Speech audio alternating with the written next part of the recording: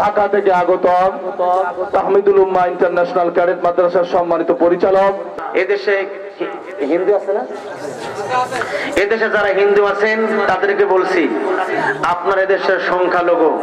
রাসূল সাল্লাল্লাহু আলাইহি ওয়াসাল্লাম বলেছেন, সংখ্যাগরিষ্ঠ দেশে সংখ্যালঘু যারা থাকে তারা হচ্ছে ওই দেশের আমানত। তারা আমাদের কি? হিন্দু, বৌদ্ধ, খ্রিস্টান যারা আছেন আপনারা হচ্ছেন আমানত। এদেশে আমাদের যেমন অধিকার আপনাদেরও ঠিক তেমন অধিকার। যে আল্লাহ পাক আমাদেরকে সৃষ্টি করেছেন সে আল্লাহ আপনাদেরকেও সৃষ্টি করেছেন। তবে এদেশে থাকবেন ঠিক আছে, এদেশের আলো বাতাস গ্রহণ করবেন, সকলের সাথে মিশবেন, কিন্তু এই দেশের থেকে এদেশের আলো বাতাস গ্রহণ করে ভারতের হিন্দুত্ববাদী গোলামি করা যাবে না। কারণ ইসকন আর হিন্দুত্ববাদী কখনো এক নয়। আপনারা শান্তিকামী, আমরাও শান্তিকামী, ইসলামও শান্তিকামী। এদেশে আমরা সকলে মিলেমিশে বসবাস করব। দেশটা সকলের, এই দেশটা কাদের? সকলের দেশ। সবাই আমরা মিলেমিশে দেশটাকে গর্ব, কোন মারামারি হানাহানি আমরা কখনো বরদাস্ত করব না। কিছুদিন আগে পূজা হয়ে গেল, পূজা হয়েছে না? বাংলাদেশের ইতিহাসে এত সুন্দর পূজা কখনো হয় নাই। এটা মুসলমানদের অবদান। কাদের অবদান? কাদের অবদান? মুসলমানদের অবদান। অথচ ভারতে কসাই, পৃথিবীর কুখ্যাত সন্ত্রাসের গডফাদার কসাই নরেন্দ্র মোদী, সে কিছুদিন আগেও মসজিদকে মন্দির বানাতে গিয়ে পুলিশ প্রশাসনের মাধ্যমে, পুলিশ প্রশাসন দিয়ে আবার ভারতের 4 জন মুসলমানকে শহীদ করে দিয়েছে। এই নরেন্দ্র মোদী যখন গুজরাটের গভর্নর ছিল তখন আমার অসংখ্য কালেমাবাদী, মুসলিম তাওহীদবাদী অসংখ্য মুসলমান ভাইদেরকে আগুনে পুড়িয়েছে। কিন্তু বাংলাদেশে এরকম কোন নজির ঘটেছে? ঘটেছে? ঘটে নাই।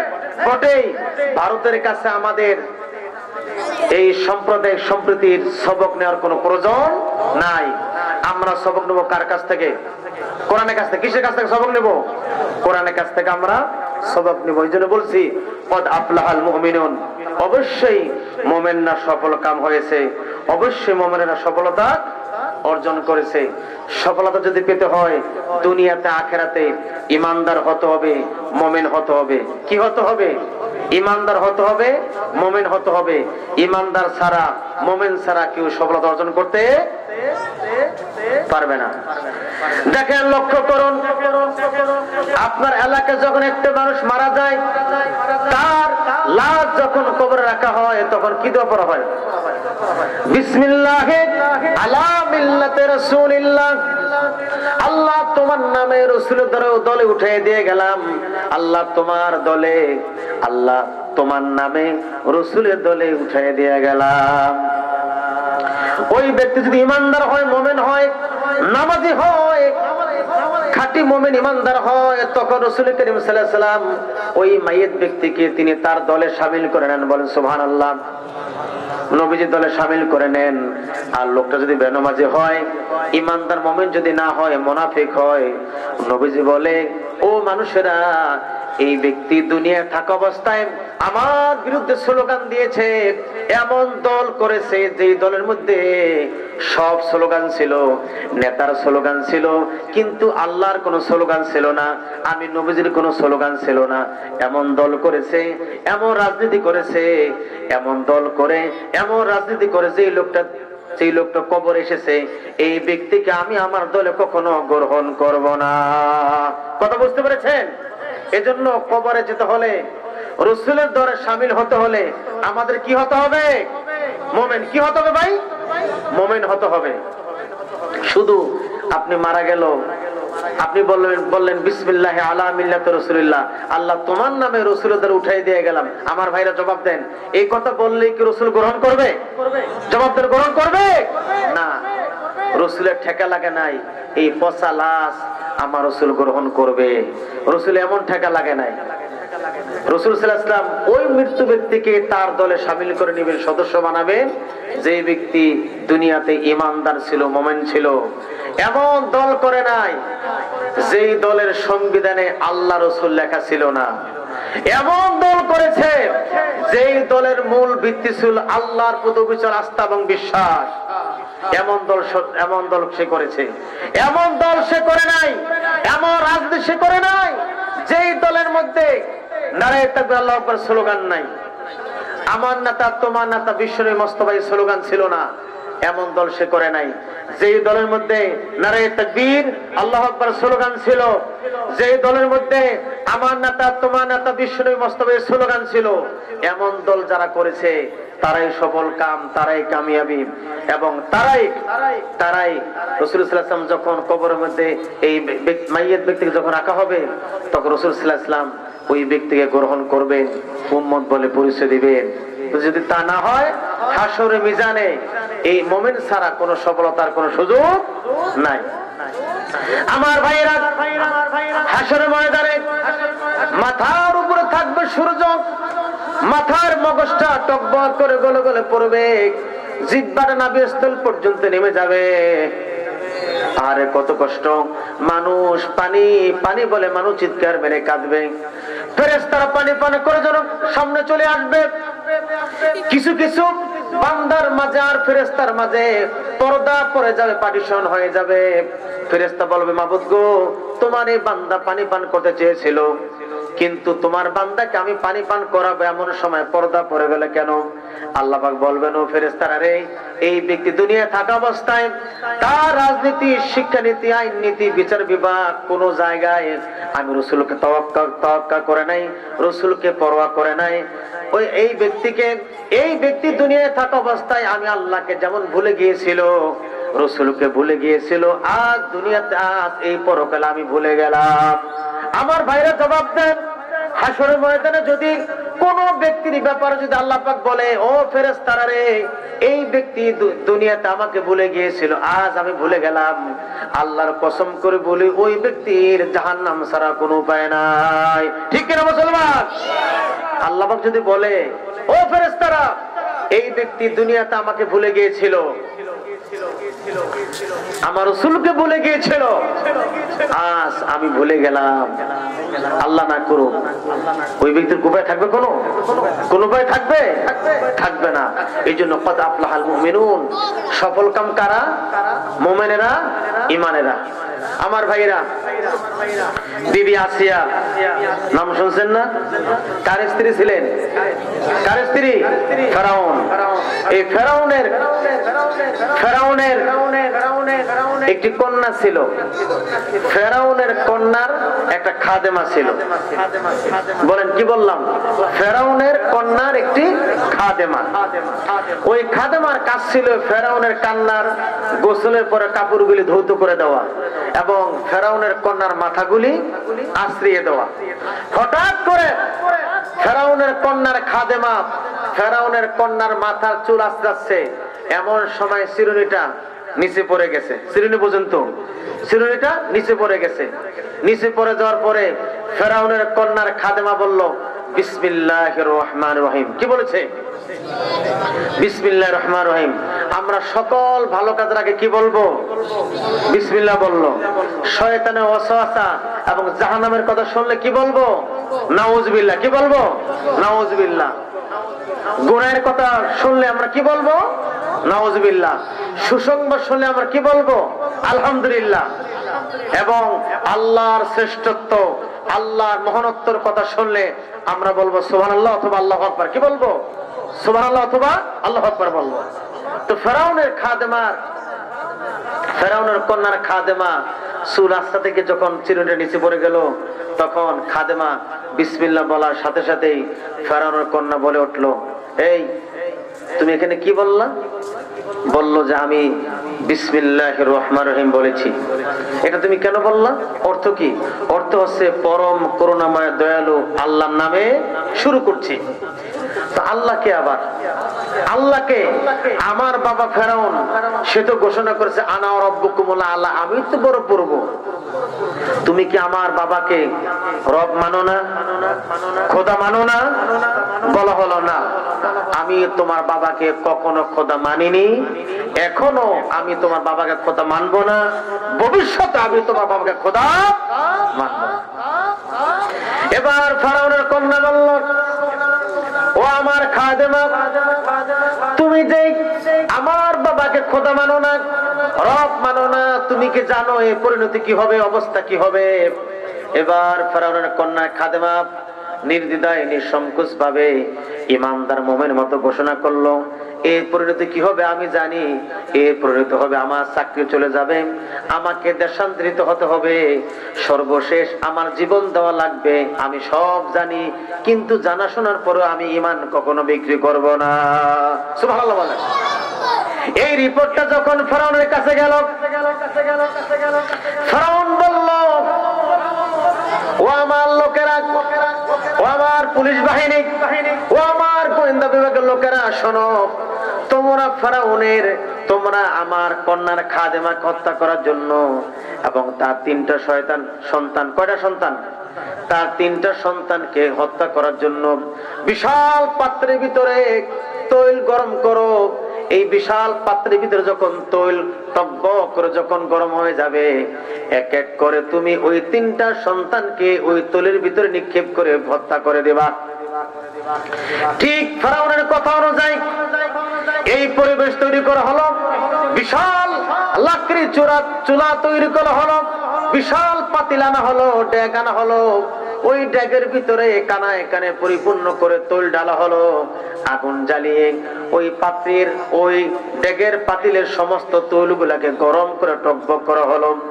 এবার টকবক করে গরম তৈলের চতুর্পাশে ফেরাউনের কন্যার খাদেমাকে দাঁড় করানো হলো, আর এক এক করে তার 3টি কলিজার টুকরা সন্তানকে দাঁড় করানো হলো।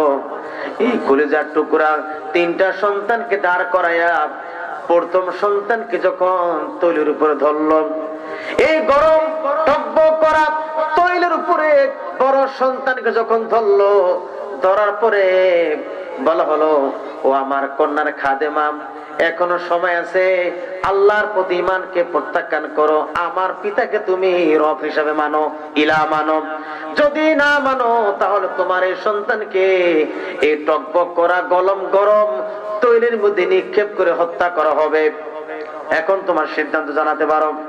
ফেরাউনের কন্যার খাদেমা বলে দিল, আমার সন্তান শহীদ হয়ে যাবে, এতে করে আমার কোন আপত্তি নেই, কষ্ট নাই, বরং আমি হাসরের ময়দানে একজন শহীদের মা হিসাবে আমি দাঁড়াতে পারবো। সুবহানাল্লাহ বলে। আমার ভাইরা, বেশি দিন দূরের কথা নয়, এই ভোলার জমিনে আমরা যতটুকু শুনেছি, এসপি কায়সার নামক পুলিশ সুপারের নেতৃত্বে 1 নয় 2 নয় 7 জন আলেমকে শহীদ করে দেওয়া হয়েছিল। এই ভোলার জমিনে ভুলে গেছেন নাকি? এই ভোলার জমিনে 7 জন আলেমকে শহীদ করে দেওয়া হয়েছিল। ওই সকল শহীদের মারা গর্বিত মা। তারা কি মা? গর্বিত মা। এবার প্রথম সন্তানকে আগুন তৈলাক্ত গরম টকবক করা তৈলাক্ত তৈলের ভিতরে নিক্ষেপ করা হলো, শহীদ করা হলো। এবার দ্বিতীয় সন্তানকে ধরলো আগুনের উপরে, বলা হলো, এখনো সময় আছে, আল্লাহর প্রতি ঈমানকে প্রত্যাখ্যান করো, আমার বাবার উপর তুমি এখন ঈমান আনো, যদি না আনো তাহলে তোমার এই প্রথম সন্তান যেই পথে চলে গেছে তোমাকেও সেই পথে যেতে হবে। দ্বিতীয়বার ফেরাউনের কন্যার খাদেমা জবাব দিল, আমার প্রথম সন্তান শহীদ হয়ে গিয়েছে, আমি আলহামদুলিল্লাহ বলছি, দ্বিতীয় সন্তান শহীদ হয়ে যাবে, আমি আল্লাহর দরবারে দাঁড়াবো, আল্লাহ আমি হলাম 2টা শহীদের মা। সুবহানাল্লাহ।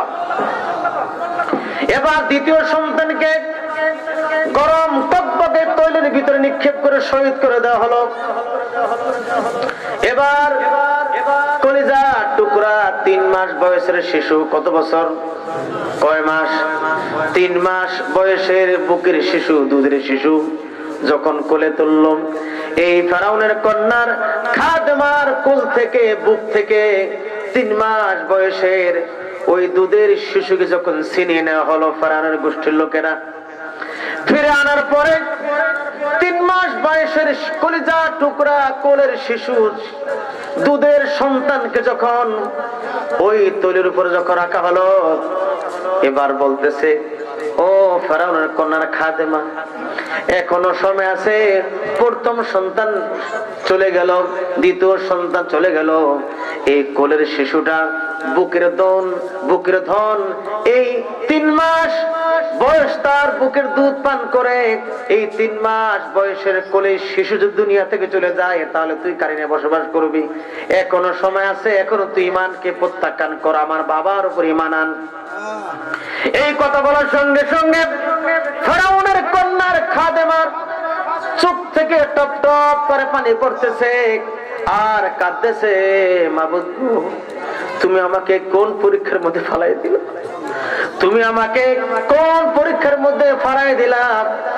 আল্লাহ পাক কোরআনে কারিমের মধ্যে বলেছেন, ওয়ালানাবলুওয়ান্নাকুম বিশাইইম মিনাল খাউফি ওয়াল জু' ونقص من الأموال والأنفس والثمرات وبشر الصابرين الذين إذا أصابتهم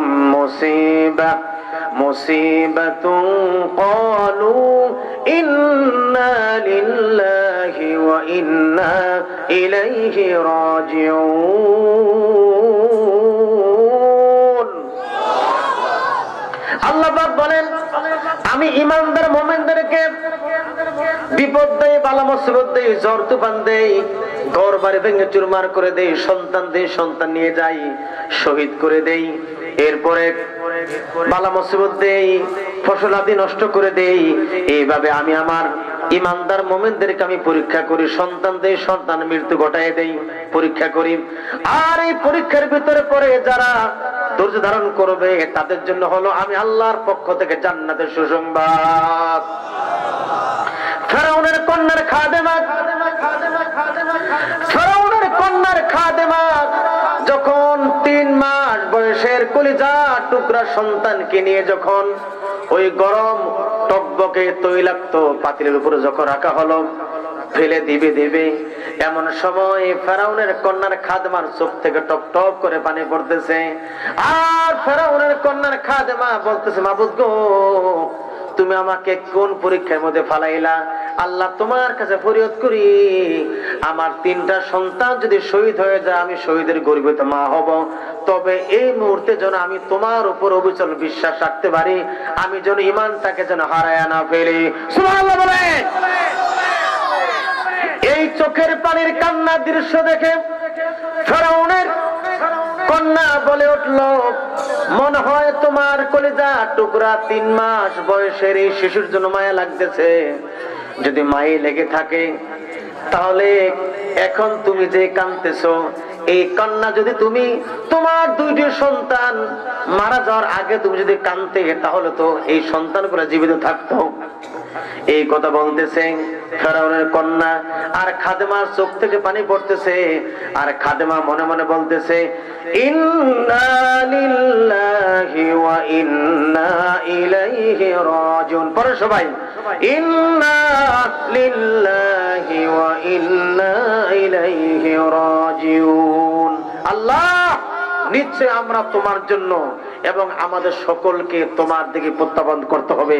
আমাদের সকলকে, রাজা, বাদশা, ধনী, গরিব, মন্ত্রী, মিনিস্টার, সচিব, টাকা পয়সার মালিক, দিনমজুর, কুলি, সকলকে কার দিকে ফিরে যেতে হবে? আল্লাহর কাছে ফিরে যেতে হবে। ফেরাউনের কন্যার খাদেমা চোখ থেকে টপ টপ করে পানি পড়তেছে, কাঁদতেছে। এবার এই কান্নার দৃশ্য যখন সন্তান দেখতে পেল, আল্লাহ রাব্বুল আলামিন 3 মাস বয়সের সন্তান কোনো কথা বলতে পারে নাকি? পারে? বলার মধ্যে কোন সন্তান আছে 3 মাস বয়স কথা বলতে পারে? কেউ পারে না। আমার ভাইরা, যখন ফেরাউনের কন্যার খাদেমা চোখ থেকে টপ টপ করে পানি পড়তেছে, আর ফেরাউনের পক্ষ থেকে যখন কুপ্রস্তাব দেওয়া হচ্ছে, ঈমানকে প্রত্যাখ্যান কর, ঈমানকে প্রত্যাখ্যান কর, কি করবে? এত বড় কঠিন মুসিবত, এত বড় কঠিন পরীক্ষা আর কখনো আমি পড়ি নাই, কি করব? এই চিন্তা গবেষণা যখন ফেরাউনের কন্যার খাদেমা করতেছে মনে মনে, এমন সময় আল্লাহ রাব্বুল আলামিন ওই 3 মাস বয়সের শিশু বাচ্চার জবানটা আল্লাহ পাক খুলে দিলেন। আল্লাহু আকবার বলে। 3 মাস বয়সের ওই শিশু বাচ্চার জবানটা আল্লাহ পাক খুলে দিলেন। 3 মাস বয়সের শিশু সন্তান বলতেছে, মা, ও মা, ও মা, তুমি আমাদের জন্য কেঁদো না। আমার 2টা ভাই আগে শহীদ হয়ে জান্নাতে চলে গেছে, আমিও শহীদ হয়ে জান্নাতে চলে যাব। এই দুনিয়াতে তোমার সঙ্গে কোনো দেখা হবে না, আল্লাহর জান্নাতে তোমাদের সঙ্গে আমাদের দেখা হয়ে যাবে। সুবহানাল্লাহ। ও মা, তুমি কেঁদো না, তুমি কেঁদো না, এখন তোমার কান্নার সময় না। তুমি আল্লাহর আদালতে, আল্লাহর আদালতে রোজ হাসরের ময়দানে তুমি গর্ব করে বলতে পারবে, আল্লাহ ইসলাম কবুল করার কারণে, ঈমান কবুল করার কারণে 1 নয় 2 নয় আমার 3টা সন্তান শহীদ হয়েছে। ও মাবুদ গো, আমি হলাম 3টা শহীদের মা। সুবহানাল্লাহ বলে। قد أفلح المؤمنون الذين هم في صلاتهم خاشعون। এজন্য ভাইরা, মুমিন ব্যক্তিরা সফল হবে। কারা সফল হবে? মুমিন ব্যক্তিরা সফল হয়ে গিয়েছে। যারা ঈমানদার মুমিন, সফলতা তাদের জন্য। যারা ঈমানদার না, মুমিন না, শুধু মুসলমানের ঘরের সন্তান হলে হবে না, তারা কখনো সফলতা অর্জন করতে পারবে না। এজন্য ভাইরা, জীবনে যদি সফলতা অর্জন করতে চান, জীবনে যদি আল্লাহর নিকট লাভ করতে যদি চান, তাহলে সন্তানদেরকে মাদ্রাসা দিবেন। কথা বুঝতে পেরেছেন? সন্তানদেরকে মাদ্রাসা দিবেন, কোরআন হাফেজ বানাবেন। কি বানাবেন? কোরআনে হাফেজ বানাবেন।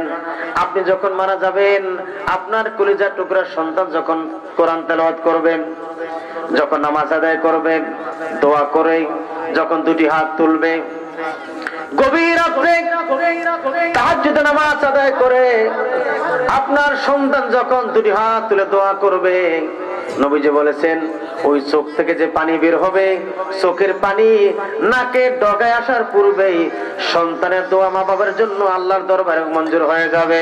সুবহানাল্লাহ বলেন। লা ইলাহা ইল্লাল্লাহ। জোরে ইল্লাল্লাহ, লা ইলাহা ইল্লাল্লাহ, লা ইলাহা, লা ইলাহা ইল্লাল্লাহ।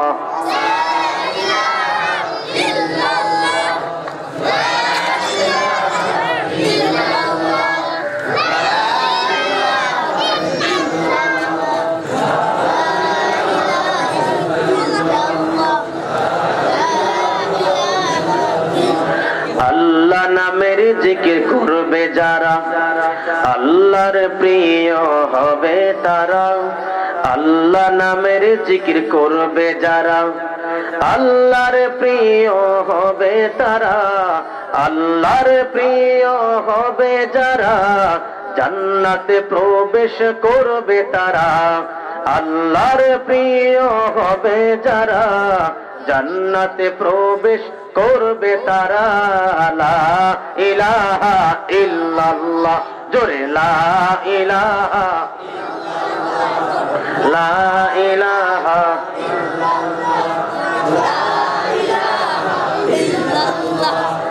লা